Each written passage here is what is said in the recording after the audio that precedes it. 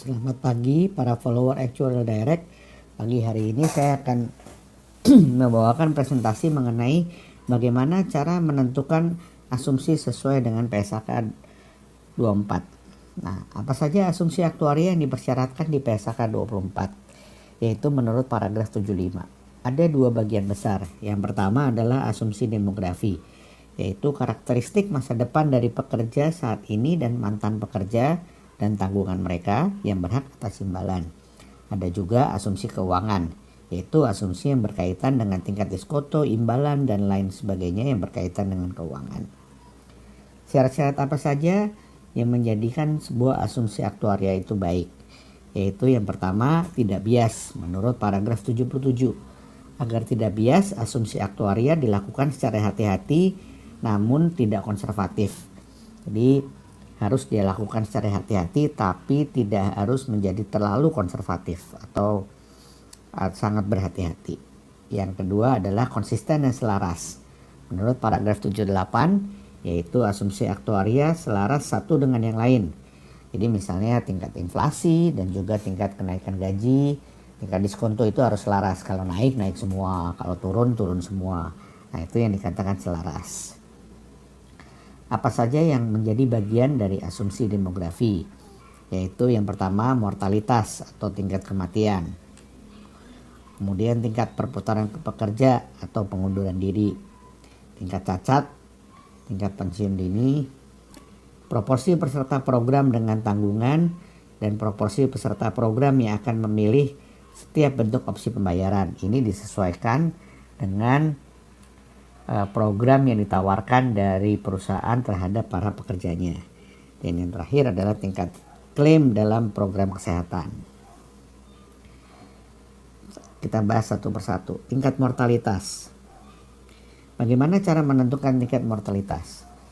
Entitas menentukan asumsi mortalitas dengan mengacu pada estimasi terbaik dari mortalitas peserta program baik selama dan setelah masa kontrak, yaitu paragraf 81. Paragraf 82 mengatakan bahwa entitas mempertimbangkan perubahan mortalitas yang diharapkan. Jadi bisa saja mortalitas itu bertambah atau berkurang, jadi bisa saja berubah dari tahun ke tahun. Nah, bagaimana cara menentukannya? Kalau perusahaan sudah sangat besar, misalnya punya karyawan yang sangat banyak, lebih dari 10.000, maka dapat melihat dari pengalaman perusahaan. Tetapi kalau tidak terlalu besar dan biasanya karyawan dari satu perusahaan itu tidak sampai 10.000, maka disarankan untuk menggunakan tabel mortalitas Indonesia 4 yang disusun oleh Persatuan Aktuaris Indonesia dan diterbitkan pada Desember 2019. Nah, tabel mortalitas Indonesia 4 ini adalah apa?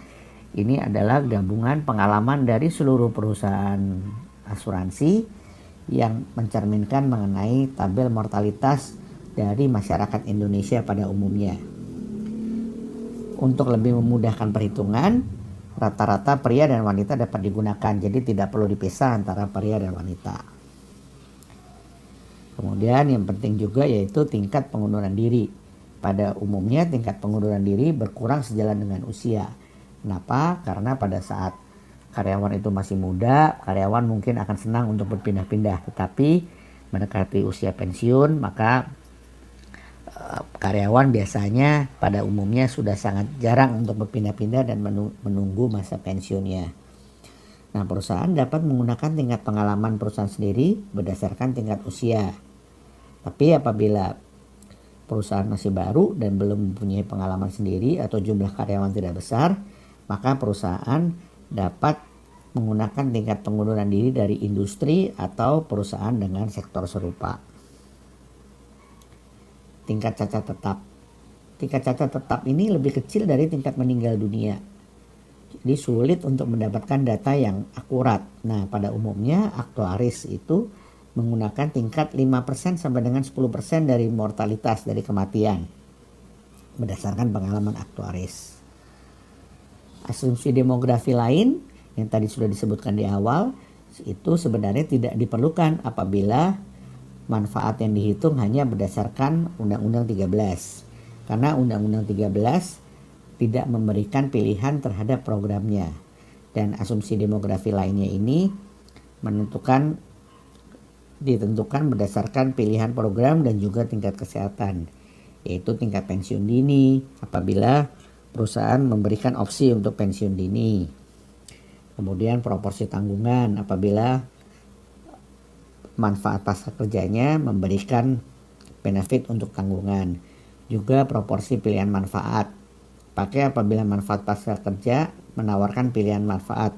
Misalnya mau diterima sekaligus atau diterima secara berkala. Kemudian juga tingkat klaim kesehatan. Apabila perusahaan memberikan manfaat berupa karyawan pasca kerja bisa melakukan klaim kesehatan. Nah, kita melangkah ke asumsi keuangan. Apa saja asumsi keuangan yang diperlukan untuk menghitung liabilitas berdasarkan PSAK 24, yaitu tingkat diskonto, tingkat imbalan termasuk gaji masa depan, biaya kesehatan, pajak terutang oleh program apabila pajak ditanggung oleh program. Bagaimana cara kita menentukan asumsi satu persatu? Yang pertama adalah tingkat imbalan atau gaji masa depan. Diatur pada paragraf 87-95 di PSAK 24, yaitu menentukan jumlah imbalan yang dihitung pada program. Kemudian estimasi kenaikan gaji masa depan termasuk inflasi, senioritas, promosi dan faktor lain juga diperhitungkan di dalam tingkat imbalan gaji masa depan.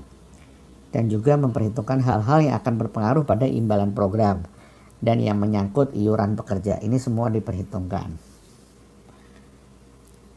Biaya kesehatan. Apa saja yang berpengaruh pada biaya kesehatan untuk program yang memberikan penggantian biaya kesehatan, yaitu frekuensi klaim, level klaim, usia dan juga jenis kelamin, lokasi geografis, mempertimbangkan inflasi, kemajuan teknologi, perubahan pola penggunaan atau pemberian layanan kesehatan, dan perubahan status kesehatan peserta program. Nah, ini adalah asumsi biaya kesehatan apabila program memberikan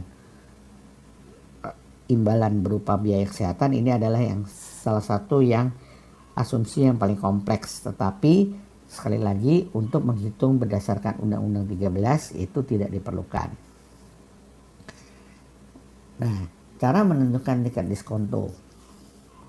Tingkat diskonto adalah salah satu asumsi yang paling penting, yaitu caranya menentukan bagaimana cara menentukan tingkat diskonto yang tepat, yaitu apakah menggunakan obligasi pemerintah atau obligasi korporasi dan cari sumber datanya.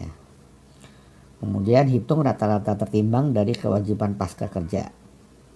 Dan lakukan interpolasi atau ekstrapolasi terhadap kurva pengembalian obligasi. Nah, saya sudah berikan contoh di sini. Saya sudah berikan yield curve dari obligasi di Indonesia, yaitu sumbernya dari Indonesian Stock Exchange. Nah, apakah yang dipakai adalah obligasi negara atau obligasi korporasi? Nah, tentu ada sedikit perbedaan apabila dia dipakai obligasi pemerintah atau obligasi korporasi. Menurut PSAK yang dipakai adalah obligasi korporasi yang bermutu, tetapi kita lihat bahwa di Amerika obligasi negara dan obligasi korporasi besarnya kurang lebih sama, 14 triliun US dollar dan obligasi korporasi 9 triliun US dollar. Sedangkan menurut laporan BEJ Indonesia Stock Exchange, obligasi negara 3.500 triliun, obligasi korporasi hanya 400 triliun, hanya sepersepuluhnya. Nah, oleh karena itu, maka di Indonesia obligasi negara itu jauh lebih liquid dibandingkan obligasi korporasi.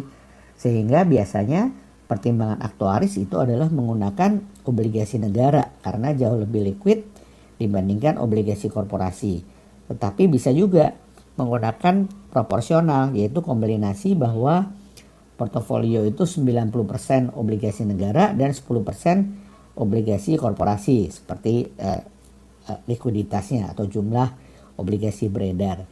Dengan cara seperti ini maka bisa didapat yield curve yang sesuai. Nah, bagaimana cara melakukan interpolasi atau ekstrapolasi dari yield curve tersebut? Yaitu kita menghitung dulu kewajiban pasca kerja untuk semua karyawan tanpa faktor nilai kini. Asumsi tingkat diskontonya 0%. Kemudian kita hitung durasi total dan kita lakukan durasi rata-rata tertimbang. Jadi kalau karyawan A kewajiban 10 juta durasi 5 tahun, karyawan B kewajiban 5 juta durasi 8 tahun, C kewajiban 15 juta durasi 7 tahun. Kemudian kita totalkan kewajiban dan dikali durasi sehingga kita mendapatkan durasi total tertimbang adalah 6,5 tahun. Tetapi bisa juga bahwa tidak usah menggunakan durasi rata-rata tertimbang meskipun itu yang paling baik, tapi bisa juga durasi rata-rata dari usia. Misalnya bahwa usia pensiun itu pada umumnya 55 tahun, sedangkan rata-rata usia dari pegawai 43 tahun, berarti rata-rata durasi adalah 12 tahun. Itu adalah cara mudahnya dan juga bisa diterima. Bagaimana melakukan interpolasi? Berdasarkan tabel diskonto tadi, yaitu obligasi negara, tingkat diskonto 6 tahun adalah 6,77% dan 7 tahun adalah sebesar 6,9%. Maka cara termudah menggunakan metode forward rate konstan, yaitu forward rate 1 ditambah 6,9% pangkat 7 dibagi 1 ditambah 6,77% pangkat 6. Nah, sama dengan 7,68%. Nah, atau bisa juga dilakukan tingkat diskontonya, yaitu seperti formula di bawah ini, sehingga didapat jadi tingkat diskontonya sebesar 6,84%. Nah, ini adalah yang dipakai untuk penghitungan dari tingkat diskonto dari seluruh liabilitas yang ada. Sekian, terima kasih dan sampai jumpa. Terima kasih.